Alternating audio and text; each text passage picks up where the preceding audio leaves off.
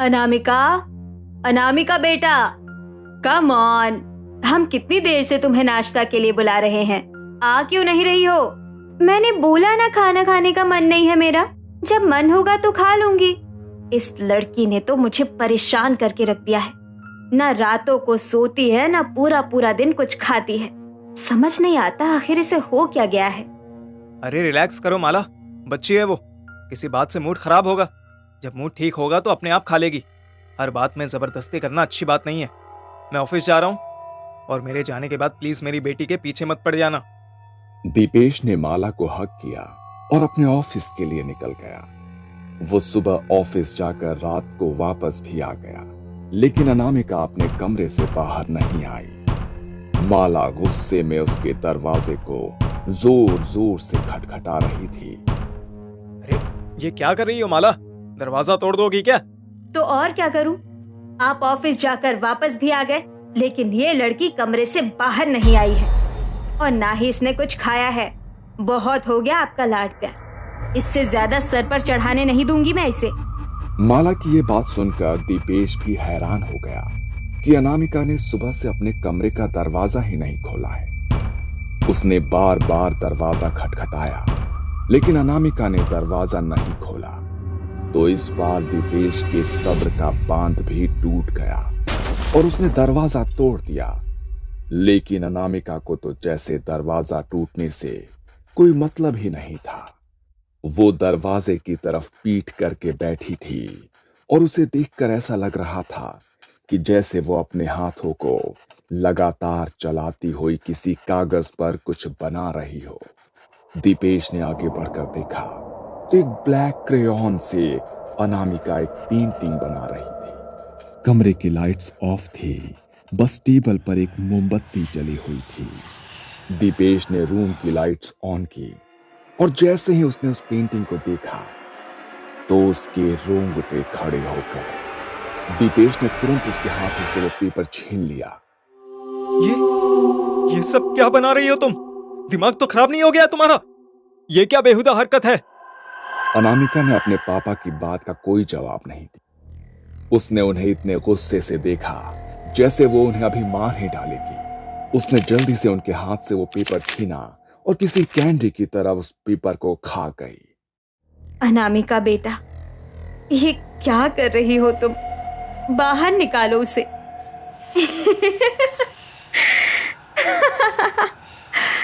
अनामिका अपने घर वालों की तरफ देखकर इतने भयानक तरीके से मुस्कुराई कि उसे देखकर उसके घर वालों के रोंगटे खड़े हो गए। वो उठी और सीधे अपने कमरे के अटैच्ड वॉशरूम में जाकर अंदर से दरवाजा बंद कर दिया। अंदर से शावर चलने की आवाज आई, लेकिन साथ में अनामिका की भयानक चीख भी सुनाई दी। ओह माय गॉड, ये क्या हो रहा है? अनामिका, अनामिका, तुम ठीक तो हो? बेटा, बेटा, तुम चिल्ला क्यों रही हो? दीपेश, दरवाजा तोड़ दो वॉशरूम का, मुझे कुछ भी ठीक नहीं लग रहा। सोचो मत, दरवाजा तोड़ दो दीपेश।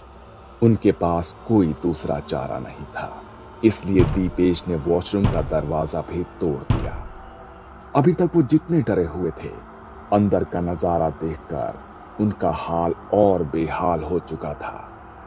अनामिका वॉशरूम के फर्श पर गिरी हुई थी और शावर से उबलता हुआ पानी गिर रहा था। उसका शरीर जलकर लाल हो गया था। दीपेश ने जल्दी से शावर बंद किया। अनामिका की हालत बहुत नाजुक थी, इसलिए देर ना करते हुए वो तुरंत उसे अस्पताल ले जाने लगे। शांता काकी, अनामिका की हालत बहुत नाजुक है, हम उसे अस्पताल लेकर जा रहे हैं। आप यही रहना, आज रात शायद आपकी जरूरत पड़ सकती है।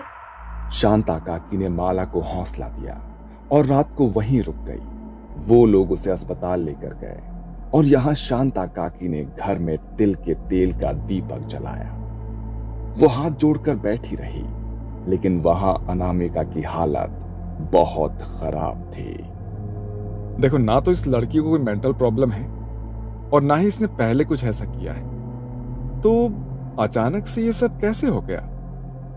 और देखो तो इसको जरा, क्या हाल बना लिया इसने अपना। मतलब पूरी बॉडी पर छाले बन चुके हैं, पता नहीं कितने महीनों में जाकर ठीक होगी ये। और हाँ, अगर इसने फिर से ऐसा कुछ कर लिया ना तो इस बारी से बचा नहीं पाएंगे हम। डॉक्टर अनामिका के रूम में बाकी डॉक्टर्स के साथ ये सब बात कर रहे थे। 1 हफ्ते तक अनामिका को अस्पताल में ही एडमिट रखा गया। इस बीच उसने कुछ खाया तो वो सिर्फ दवाइयां थी। उसकी हालत ऐसी हो गई थी कि जैसे कोई सूखी हुई लकड़ी हो। घर आई तो माँ पिताजी के साथ साथ शांता काकी ने भी उसका बहुत ध्यान रखा। डॉक्टर्स ने उसके घावों पर दवाई लगाने के लिए दी थी। उसके घावों के भीतर पस भरी हुई थी। जैसे ही माला उसके घाव पर दवाई लगाती थी तो अनामिका दर्द से बिलख उठती थी। उसे दर्द से बिलखते देखकर माला के आंसू निकल जाते थे। इतनी हंसती सुंदर सी खिलखिलाती हुई बच्ची थी मेरी, पता नहीं किसकी ऐसी नजर लग गई। इसकी ऐसी हालत और देखी नहीं जाती है मुझसे। आपकी तकलीफ मैं समझ रही हूँ मालकिन। अपने बच्चे का दुख दुनिया का सबसे बड़ा दुख होता है। आप जाइए और थोड़ी देर आराम कर लीजिए, तब तक मैं अनामिका बेबी का ध्यान रखती हूँ। शांता काकी ने माला को थोड़ा हौसला दिया। कई रातों से माला भी ठीक से सोई नहीं थी तो वो अपने कमरे में आराम करने चली गई। शांति काकी अनामिका के बिस्तर के बगल में चटाई डालकर बैठी थी। लगभग 1 घंटा बीत गया होगा। अनामिका जोर जोर से चीखने लगी। उसके जले हुए घावों से खून निकलकर बहने लगा। वो इतने दर्द में चीख रही थी कि अगर कोई उसकी चीख सुने तो उस दर्द की अनुभूति से भी उसकी आत्मा कांप जाए। मम्मा, मम्मा, मम्मा। अनामिका बेटा, क्या हुआ तुझे? तू ठीक तो है? तू ठीक तो है ना? माला दीदी, माला दीदी, जल्दी आइए। अरे ये क्या, पूरी चद्दर पर खून ही खून। हे भगवान, ये क्या हो रहा है? मम्मा, मम्मा, मम्मा। अनामिका की चीख सुनकर माला और दीपेश दौड़ते हुए उसके कमरे में आए। उसकी हालत देखकर उन दोनों के आंसू थमने को नाम नहीं ले रहे थे। अनामिका बुरी तरह से बिस्तर पर तड़प रही थी और दर्द से तड़पते हुए बार बार अपनी मां को पुकार रही थी। प्लीज कुछ कीजिए दीपेश, अपनी बेटी की ऐसी हालत और नहीं देख सकती मैं।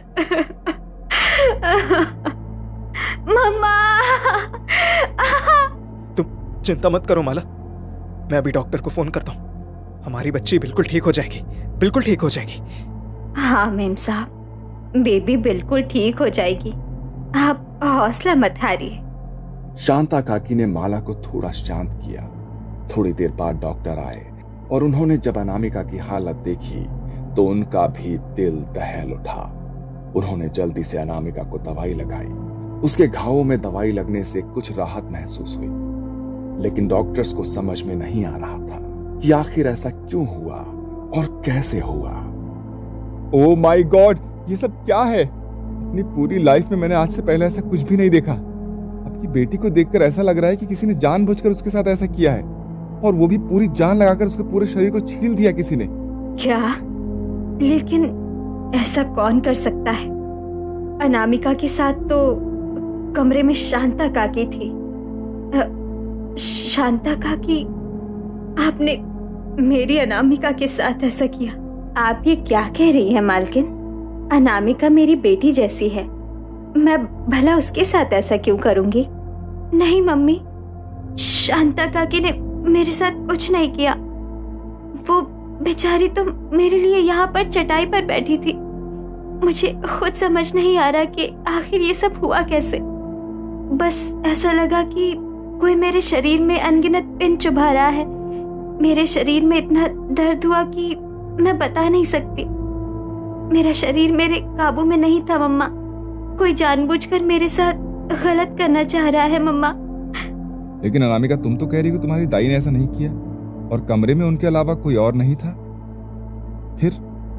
फिर कौन तुम्हारे साथ जानबूझकर करेगा ऐसा? मैं नहीं जानती, मैं कुछ भी नहीं जानती, लेकिन मुझे इतना पता है कोई मुझे मारना चाहता है, लेकिन आसान मौत नहीं देना चाहता। कोई चाहता है कि मैं तड़प तड़प कर मरूं, तड़प तड़प कर मरूं।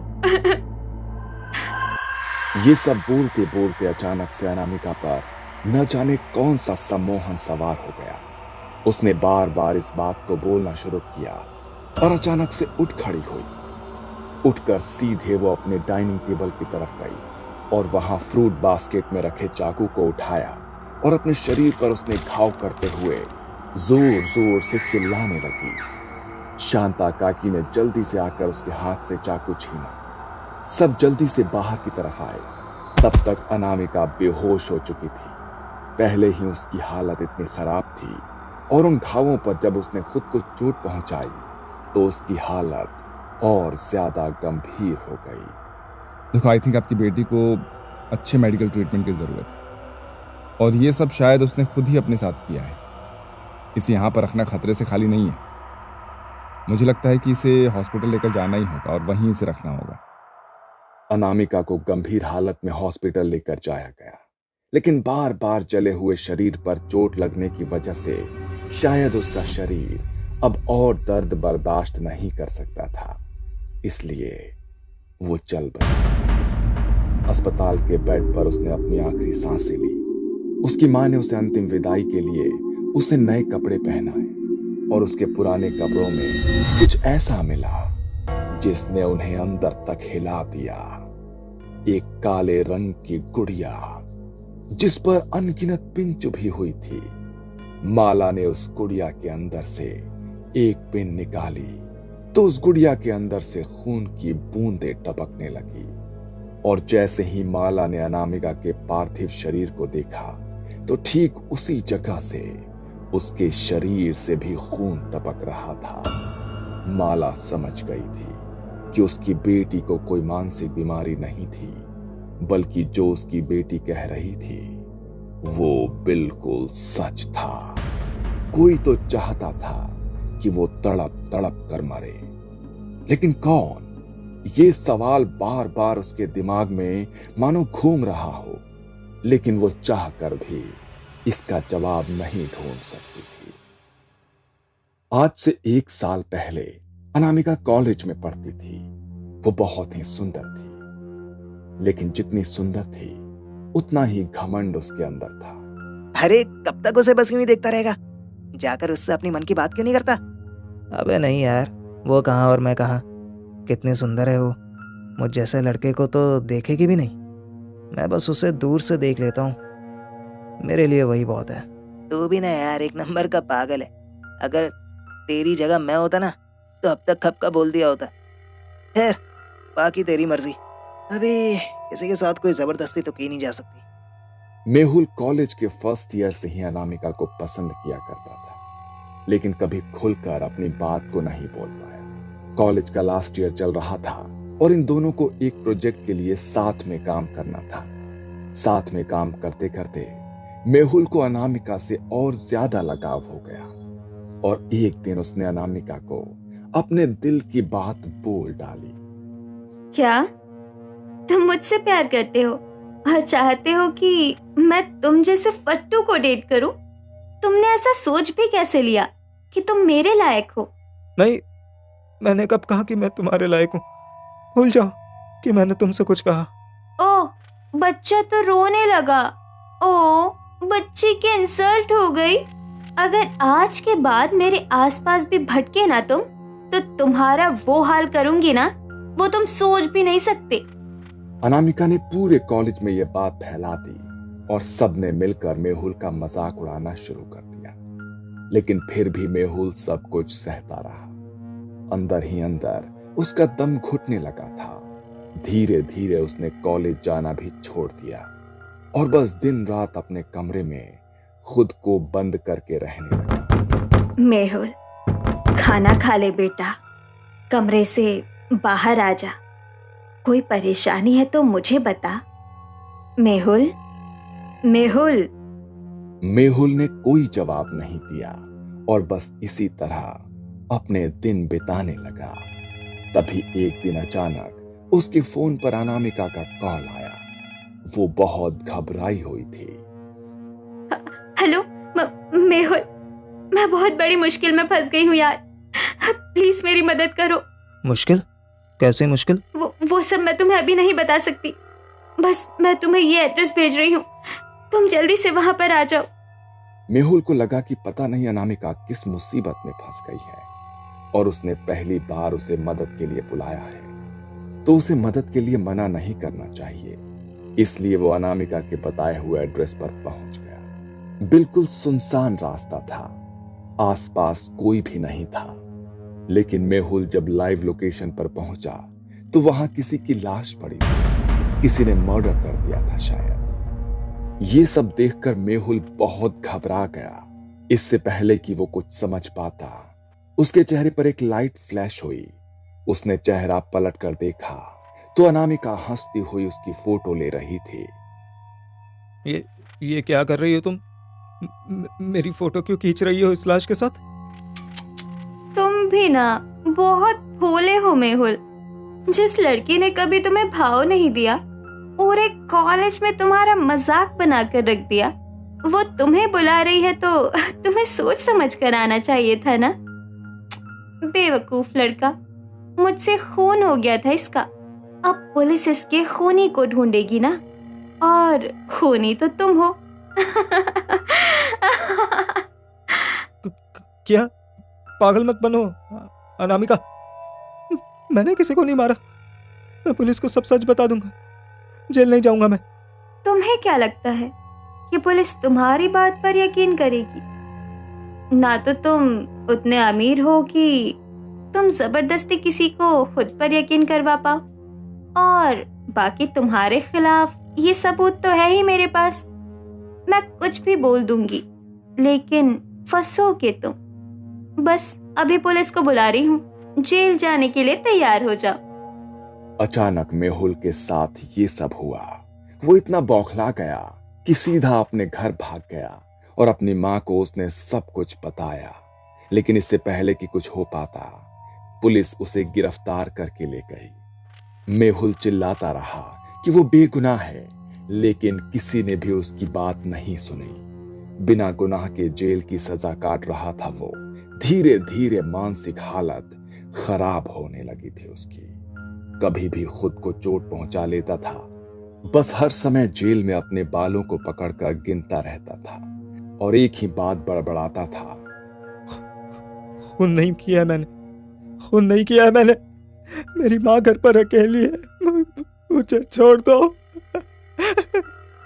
धीरे धीरे उसे पागलपन के दौरे पड़ने लगे और एक दिन वो बेचारा हमेशा के लिए शांत हो गया।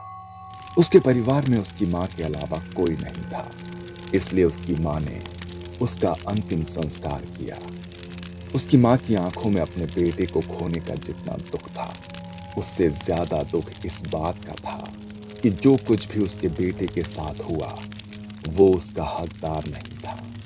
जानबूझकर उसे फंसाया गया और बिन मौत उसका बच्चा मारा गया। मेरा बेटा मर गया तेरी वजह से।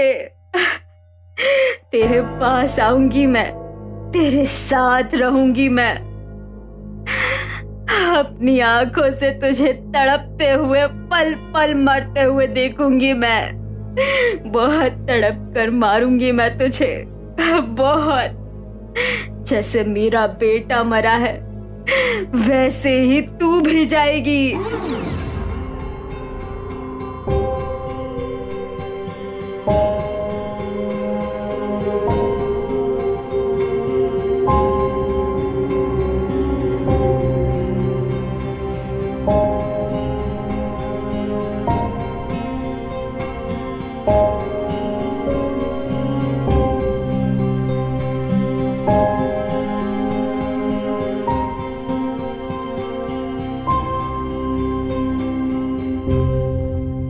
बिना मौत मार दिया था ना मेरे बेटे को। बहुत तड़पा तड़पा कर मारा मैंने तुझे। मेरे बेटे की आत्मा को आज शांति मिलेगी। तू मर गई ना, अब वो मुक्त हो जाएगा।